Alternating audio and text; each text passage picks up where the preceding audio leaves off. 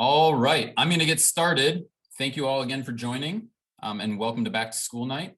Tonight's presentation, I'm going to be joined by our co-presidents from our Home and School Club, Lisa Hildorfer and Jennifer Vox. We're going to be talking about some opportunities for families to participate in our Home and School Club. And I'm also going to be presenting about some of the different opportunities that families have to participate in a variety of committees that Bagby depends on an annual basis. So again, I'm Michael Crotch. Thank you all so much for joining us this evening. So we are recording the Zoom. So if you don't want to be recorded, you might want to shut off your video. I'm going to be sharing out this video with the entire school community via YouTube tomorrow. So if you do have questions, we'll have question and answer at the conclusion of the presentation. When we get to that point, just raise your Zoom hand and then I'll make sure to make my way through all the different hands. Lisa and Jen and I will try our best to answer all of your questions this evening. So first and foremost, thank you to all of you. Our first 10 days have gone remarkably well. Thank you for your understanding, your flexibility, and your support during these 10 days. Our kids are off to a great start. Our teachers report excited, happy learners every day, and I get to see them out on the playground every day, smiling and playing with friends. So thank you for all of your support and your due diligence in making sure that each day you're taking, having awareness of your kids' health and not sending them to school if they are at all symptomatic of any of our COVID-19 symptoms. So thank you for everything that you have done to make this a successful start of the school year. So primarily what I'm going to be talking about this evening is how you can support the Bagby school community. So we need your help. And there's a few different ways that you can get involved in guiding and supporting Bagby during the 21-22 school year. So first, committees. So there are 3 different committees that I need your assistance, families assistance and engagement in participation this year. So first we have our school site council, our English language acquisition committee, and our Measure R community. And then I'm also going to be talking briefly about some job opportunities that we have here at Bagby, supporting our level literacy intervention program and our math intervention program. So first, school site council.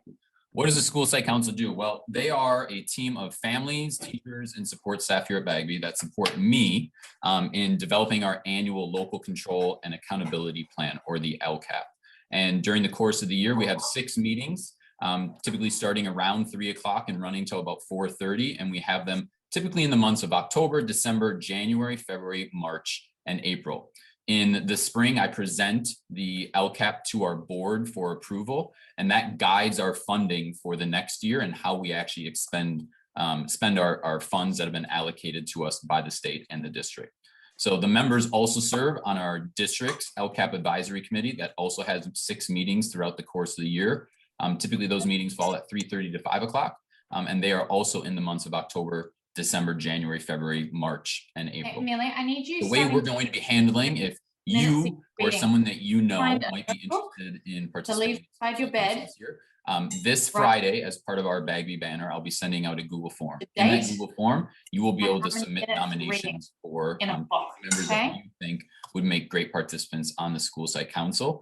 And then in the following week's banner, we'll actually have the ability to have a vote. And then what we'll be doing is selecting based on the community's vote, members participate in the school site council. Additionally, we have our English language acquisition committee. So this advises me on our programs and services for our English learners. So in Cambrian, once a district surpasses 51 individuals who are in the process of acquiring English, or families who are acquiring English, we need to make sure that we support those families. And one of the ways that we go about it is getting them involved in the decision-making process and advising both at a school site, but also on a district level.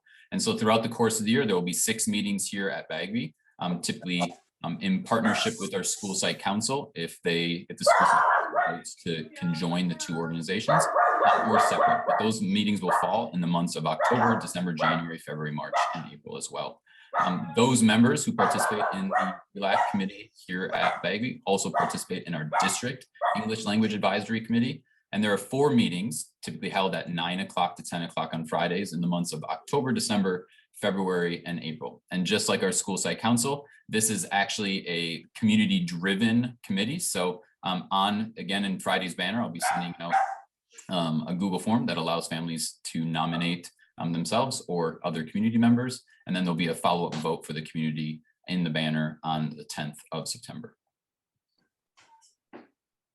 The last committee that I need your assistance in is a new one this year.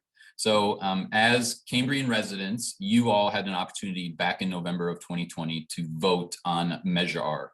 Measure R was a ballot initiative that passed that provides $80 million over the upcoming few years paid by tax dollars to support capital improvements here within the Cambrian School District. Those Measure R funds need to be guided by community input. And so each school site is going to have a Measure R committee, and that's going to be made up of both myself, district personnel, and then the two firms, our architecture firm and construction firm that the district has partnered with to support those capital expenditures and capital improvements on campus.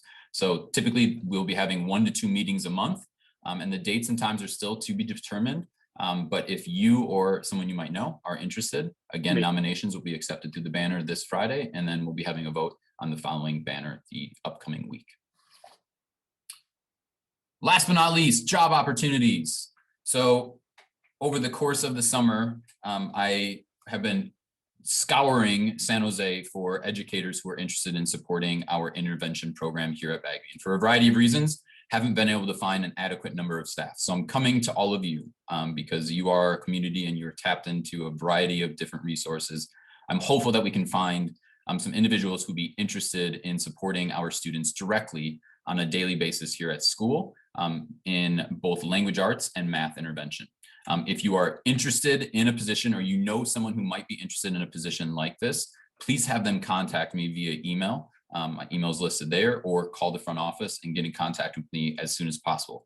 We are actually going to be hosting trainings for some of those positions starting next week, Wednesday, Thursday, and Friday. And we would love to have these positions filled as soon as possible so that we can start on time with intervention programming for our students in early October. So again, there's lots of different ways that you can get involved here at school. I'm going to turn it over to both Jen and Lisa now so that they can give you an update and share how you can get involved with Home and School Club. Jen and Lisa. Great, thanks, Michael. So I am Jen Vox. I am the parent of a 5th grade named Jake in Miss Hammond's class, and my daughter Julia is with Miss Bollock in 3rd grade. And I am a co-president with Lisa Hildorfer. So Lisa, I'll let you introduce yourself. Thanks, Jen. Yeah, hi everyone. Thanks for joining us. My name is Lisa Hildorfer. I am the Bagby Home and School Club co-president with Jen Vox. I currently only have one child at Bagby this year. I have Leah in Miss Bacon's class, and I have a 6th grader new to Price. This is both of our 2nd years in the president role, and I did treasurer once before that, so my 3rd year on the board. So we welcome you and hope to give you a little bit of information about Bagby Home and School Club if you are new to Bagby. There are lots of ways to get involved, so we look forward to working with you this year. So a little bit about the Bagby Home and School Club. We are a parent-run organization, all based on volunteers and donations from the community. We support the school in many different ways. One, by connecting the parents with the school, giving opportunities for you to get involved in the activities, the curriculum. We also provide funding for curriculum that is not provided by the district, such as Project Cornerstone, Art Vistas, the Science Fair, and various other activities that we're going to talk a little bit about later tonight. We are 100% supported by the community. Again, we are a registered nonprofit, so any donations made to the Home and School Club throughout the year are tax deductible. And it's really through not only monetary donations, but donations of your time, of supplies, any way that you can volunteer or donate yourself or other forms of donations. So we'll move on to the next slide. So we meet once a month. Everybody is invited to our Home and School Club meetings. They have been held via Zoom over the last year, and we will continue to meet through Zoom going throughout this year until we are able to meet back on campus again. It is the first Tuesday of every month. The meetings are at 7 p.m.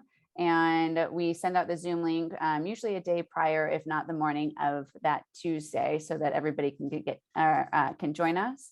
And again, just by being a parent at Bagby, you are a member of the Home and School Club.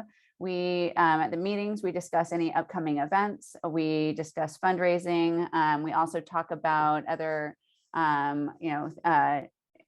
issues or upcoming things to know about through the district. And then also any other, outside of activities and events, we have discussed things like getting new trees planted on the school grounds. And a couple of years ago, we created the Bagby Cares Foundation, which is a part of the Bagby Home and School Club that is formed solely to support community members in need and give back to family members who are in crisis. So please join us when you can. Lisa, I'll let you take this one. Yeah, for sure. So there are a number of ways that you as a parent of a Bagby student can get connected with the Home and School Club. One is we actually do have our own Home and School Club website. In a couple slides down the line, we'll share that website with you. But we post a lot of information on there. It's one of our avenues to distribute and disseminate information. Also, the monthly meetings that Jen just talked about are a great way to stay involved. If you are unable to attend the meeting, we do try and post the minutes online to the website as well, so you can go back and reference them if you have time. Part of Membership Toolkit is actually part of our website. And we did actually, for those of you who have been members in the past couple of years, we did find a cool, thanks to our Facebook webpage guru, found out that every year we had to re-register. And so she actually found out that we can now, once you are enrolled the entire time you're at Bagby, and you may opt out once your student leaves. So we're hoping that will actually increase our membership this year, because I know that's always been a kind of a little bit of frustrating circumstance where every year you had to re-register. So hopefully, like I said, once you're in, and then once your student leaves, you can now opt out. And we also have a Bagby Home and School Club Facebook page. Again, that link will be shared at the end of the slideshow. And that's, we do share a lot of information about what's going on at school, events, activities through that as well. And then just committees. We have 40, 50 committees that we could not do and bring to our students without the help of volunteers. And we'll go into a little bit more detail, I think, in the next slide about some of the openings we have and what some of those committees are. We can go to the next. And I think the next slide. So this is what our membership toolkit or the website looks like for the Home and School Club when you first log on or when you first come to the website. In order to register for the membership toolkit and receive emails directly from the Home and School Club. And again, these emails that we send out are different than the parent list that the school has. So the Bagby banner is coming directly from the school, and that list is not shared with us for privacy reasons. So in order to receive emails directly from Home and School Club, you have to join our mailing list through the membership toolkit on our Bagby Home and School Club website. And once you arrive at our website, you just click this register here and log in. And you'll select your student's grade level, and then add in your email address and sort of how often you want to hear from us. And once you do that, then you'll receive our emails around events, fundraising opportunities, and so forth.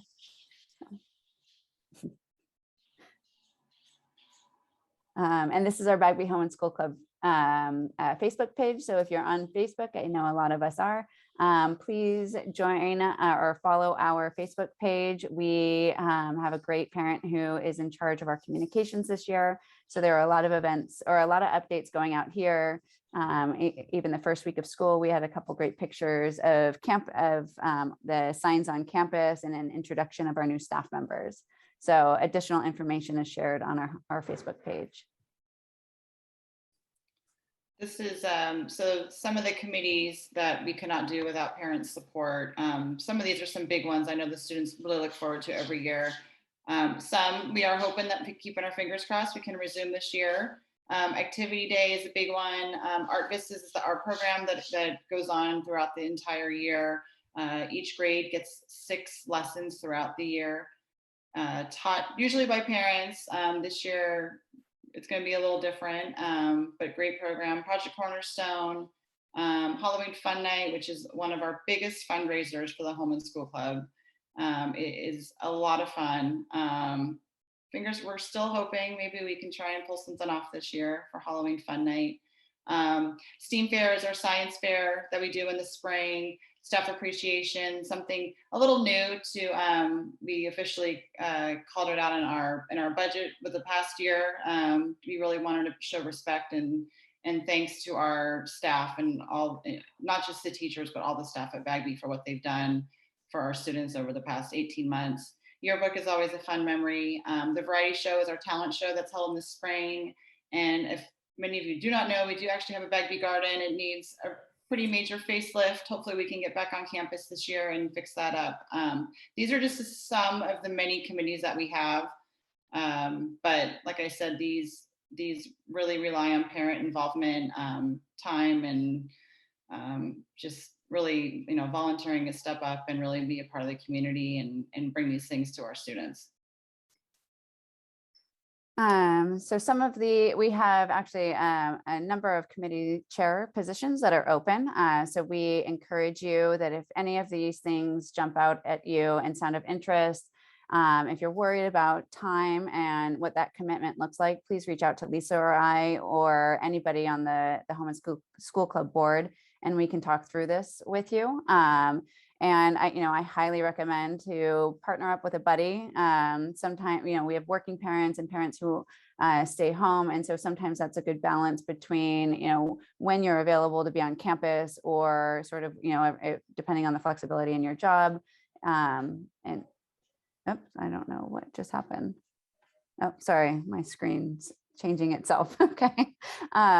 So don't be shy. Not all of these are huge commitments. Some of them can be done from home. Some of them are required to be on campus. But again, that is not something we're able to do just yet.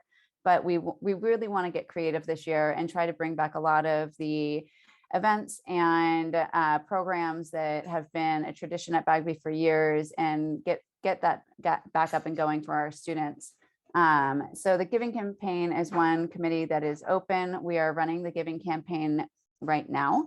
The giving campaign is one of our largest fundraisers of the year. It is the only time during the year that we will directly or ask for any direct donations. Typically our fundraisers are done as an activity. Either you're buying tickets or you're purchasing something through a silent auction. The giving campaign is just a straight donation. We encourage everybody to give what they can. Any amount will make a difference. And if you, depending on where you work, please check with your employer. It's a lot of employers do matching donations. So that is a committee that currently Lisa and I are kind of spearheading while that chair is vacant. So if there's anybody interested in chairing that opportunity, please reach out to us. A lot of other fun chairs or positions are open. Some we're looking for a shadow, which means that we currently have somebody in that position, but this is either the last year that they're able to make that commitment, or they may have a fifth grader and they're moving on to Price next year. So that's an easy opportunity to kind of get to know, learn the ropes with somebody who's sort of taken charge on an activity or a club. For example, Art Vistas this year, we have a parent in that position who will not be at Bagby next year. So they are looking for a shadow so that we can keep that program running smoothly in the coming year. So anything you guys, if, please reach out. I know I've said that, but in addition to committees, there are other ways to get involved, such as becoming a room parent. And there's lots of opportunities to get involved and get to know other parents on campus. So these are the two links that we talked about earlier to our Facebook page, as well as to our Home and School Club website. Michael, are we planning to send this slide deck out so they have it for a reference? Yeah, absolutely. It'll go out with the recording tomorrow. Perfect. So those are available. One thing I just also want to add, I've been very involved with Bagby the entire time my kids have been there, and it is such a sense of community. Joining these committees, like Jen said, find a friend and co-chair something. I have made such great friendships and done things that I never thought I would be doing. But it's been a great experience, and just to see, just what it does for the children and for the school. It's really been a great experience. So I know it's scary to commit and to volunteer, especially if you're a new, TK or kinder parent. I 100% relate. But like I said, if there's a friend that or someone in your class, just and also with us, don't hesitate to reach out to us. We are available to talk with you and maybe help steer you in the direction of something that would be a good fit for you if you're interested. All right, it's time for questions and answers from both Jennifer, Lisa, and I. I'm actually going to respond to in the Google form that I sent out in preparation for today's presentation, a few different families submitted questions that I just want to make sure that I address before we turn it over to community questions. So one of the questions that applies to the entire school was regarding our food service and kind of the calendar misaligning with what's being served on a particular day. Some days food running out in the kitchen, having to reheat additional food. So we have had some issues with food services, making sure that food is delivered on a timely basis for every single kid who shows up to the cafeteria door. I can assure you that myself and other staff are working with food services to make sure that every single kid who's showing up to the cafeteria door who needs to have a meal at either brunch time and or lunch is going to get one. And we're going to continue to work on making sure that food services is adequately supplying food and hoping that we can make sure that it's aligning up with the calendar. So I apologize that hasn't happened yet, but we're still working on it, and I vow to continue to work on it. The other three questions I received that apply to the entire school are kind of related to COVID. So one of the questions was regarding group seating and why some classes might be utilizing group seating. As I explained in my welcome back message in presentation to the school community, there aren't specific physical distancing requirements for classrooms anymore. And what teachers have been empowered to do is use their professional judgment and also have an understanding that there are some instructional practices that are super beneficial that do involve students being closer together than sitting in rows. This isn't the classroom we don't want our kids being educated in the classroom of the 1950s where everybody's sitting in rows, that they're not interacting, that they're not collaborating, that they're not communicating with one another. And so there are going to be times in which classes do utilize grouping to effectively teach our kids and support those important conversations. But know that the other protocols are still in place to keep your kids safe. Mask wearing is required indoors, and based on our anecdotal evidence that we've collected here at Bagby of having kids on campus, all last year we had 2 cohorts of students for the entire school year during distance learning, and then we brought kids back in March for half days, and in the 2 different whether you're an A or B day, and then we also brought all of our kids back in the spring, and even as lately as the past 10 days, our protocols work. We're not seeing additional transmissions here on campus, and masks really do work. And so that allows teachers to really utilize those powerful instructional practices in the classroom while also making sure that we're maintaining safety. Another question was related to the metric at which we might move back to virtual or remote learning. As of right now, there are no current Santa Clara County health guidelines or Santa Clara County Office of Ed guidelines that would force schools back into virtual learning. That may change, but as of right now, there is no metric in place that would force districts to move back into virtual. And then, what was the last one? Oh, the last one I want to mention wasn't so much a question. All of you have now received 2 close contact notices, excuse me, not close contacts, but community notices that we've had 2 positive cases on campus. And there has been some kind of clarity needed to be given about what direct contact from Bagby staff actually looks like. So what that actually means is someone in our office will contact your family directly by phone and communicate exactly what the next steps are for you and your child. That's what a direct communication will be. And I just want to make sure that everybody is clear on that, because I don't want people thinking that when they receive the community notification that we've had a positive exposure on campus.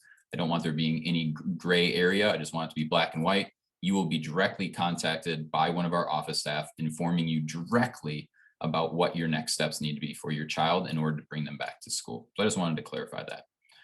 Well, without further ado, if you have additional questions, feel free to put up your yellow Zoom hand, and Jen, Lisa, and I will do our best to answer any remaining questions you might have.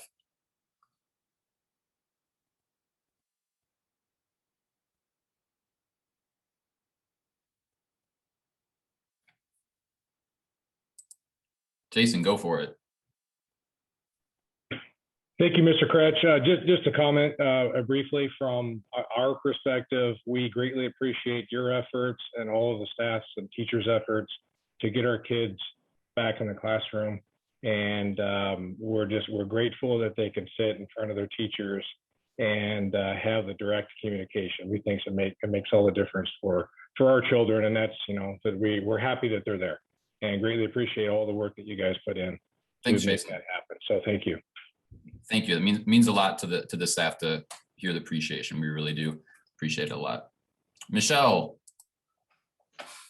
Hi, Mr. K. Thank you so much. It's been great going back to school and to see you guys in the drop-off circle and everything, and we're really happy and excited. I do have a couple questions regarding drop-off. Sure. And our teacher was talking about sorry, there's kids yelling in the other room. Okay.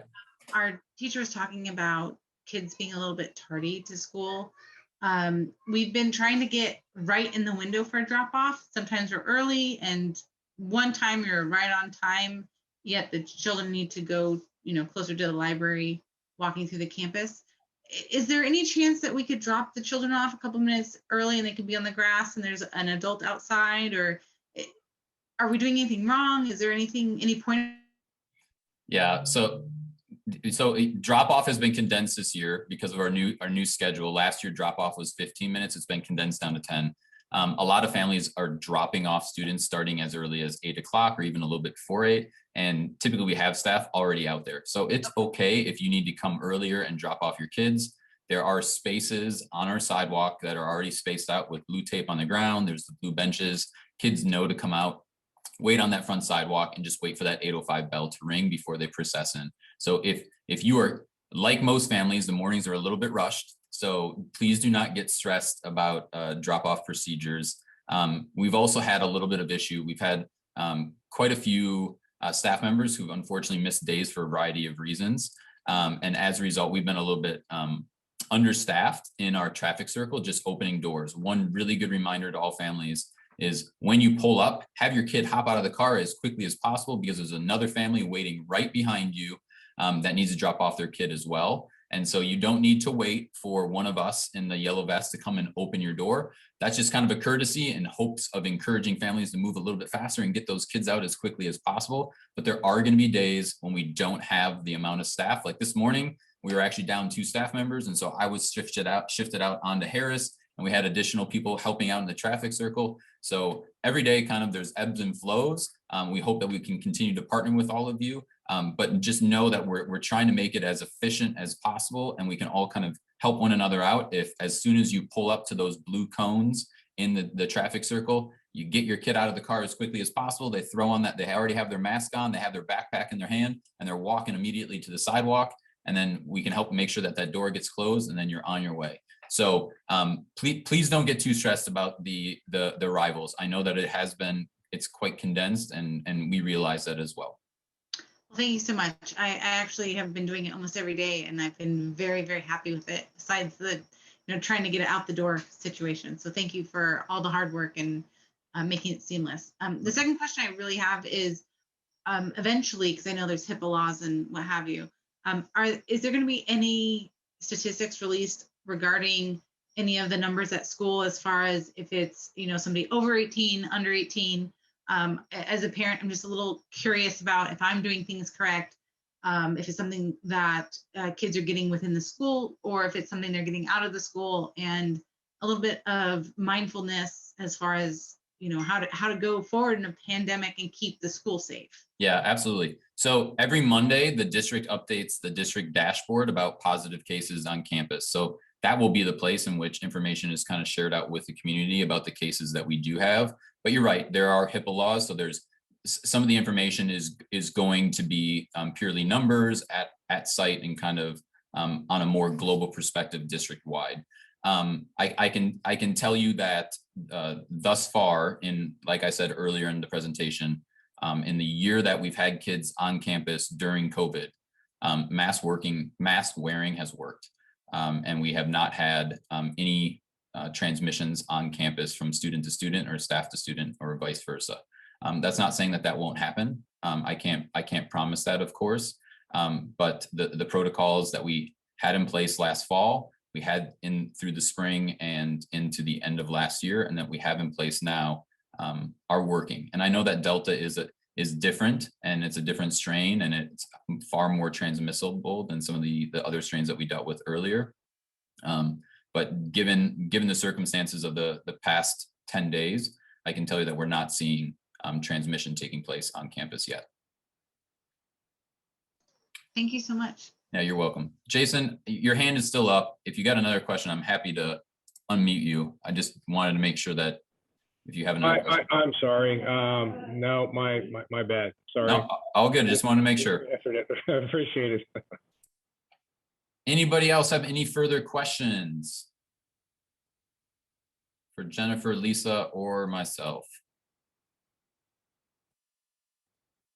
All right, well, thank you all families for joining us. Thank you for all that you do for our kids, getting them to school on time, picking them up at the end of the day. And thank you for your due diligence and making sure that we're keeping sick kids home so that we can keep our doors open. Appreciate all that you all do. And thank you for sharing appreciation with our staff that have worked really hard over the past year and a half to support our kids as best they could during distance learning, and then again in the spring when we brought kids back to campus, and again this fall. Thank you so much for your time. And so there's one more hand. Oh, there's one more hand. I apologize. Gull? Yes, sorry that I raised my hand a little late. Oh, that's right. No problem. I have a question about the extended care programs. I mean, those after school programs. So what is the cooperation between the school and them when there is a positive case in the school? Like, I mean, they also in the loop, or? Yes. Good. Yeah, because last week, maybe another district, there's a very big breakout from the that's a great clarifying question. So we at all of the other sites currently, Cambrian is actually operating its own after school program. However, here at Bagby, we have two organizations, ATLC and ASA, that are leasing our space on campus. So they are independent organizations who operate under after school care protocols that are guided by county guidelines. So one of the things that we have done is make sure that they are aware of any positive case that takes place on campus that might involve any of their students. We inform them to make sure that they're aware of it, and vice versa. If there's a positive case that's identified in their contact tracing, they are informing us so that we can do our due diligence on this side. So there is two-way communication between both organizations and our front office to make sure that our COVID protocols are in alignment with one another, and that communication is as seamless as it can be. That being said, as I said earlier, they are a separate organization. They do operate under similar guidelines, but the way after school programs are regulated is slightly different than schools, if that helps. Thank you so much. Yeah, you're welcome. Arpita.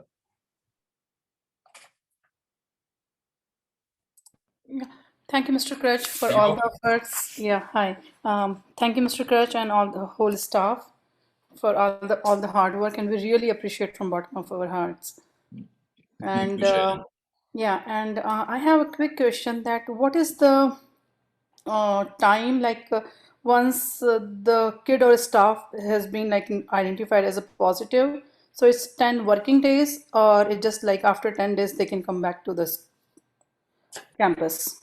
Yeah, so the protocols are kind of confusing, but If a student is identified as a positive case, they have to be tested. There is the 10-day kind of quarantine period. And so there's kind of different protocols regarding whether or not you're the positive student or you're a close contact student. So if you're the positive student, there is the 10-day quarantine period with the subsequent testing, and then the proof of a PCR test in order to be able to return. Does that answer the question? Yeah, as per my understanding, like after 10 days, the testing doesn't come negative. So it just the 10 days. So yeah. So, I mean, technically a quarantine, if a family elects not to have their child tested, then what would happen is there's a mandatory 10 days. And so what that is based on is county health guidelines, assuming that the illness will have run its course and that child will no longer be infectious and can safely return to school. Sure. Okay. Thank you. Yeah, you're welcome. Steve. Hi there. Real quick, just back to the after school, what is it, after school adventures that my child is enrolled in. I just wanted to make sure I know we don't want people to drop off in the mornings back there, but it's okay to pick up children after school back there. Absolutely. And Steve, Steve, if you're doing like a drop off at 7:30 because they have before care, it's totally appropriate for you to be doing drop off.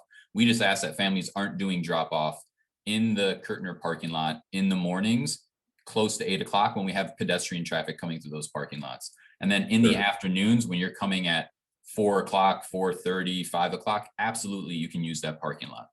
It's just when we have pedestrians coming through the parking lot at arrival time. Okay, that's what I thought. I just wanted to clarify. I don't want to be doing the wrong thing. And it seems like other people were doing it, but when I checked in with them directly, they didn't really seem to know for sure. I appreciate you asking that question. Yeah, we've actually shifted some of our staff. I've sent out some different messages to the community. The parking lot can be a dangerous place.